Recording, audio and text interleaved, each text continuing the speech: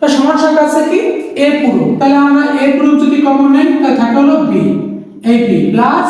এই জায়গা থেকে a পুরো যদি কমন যায় থাকে হলো b পুরো, এই b পুরো সামনে আছে a b, a plus a পুরো যদি থাকে এটা পরিবর্তন হয় 1,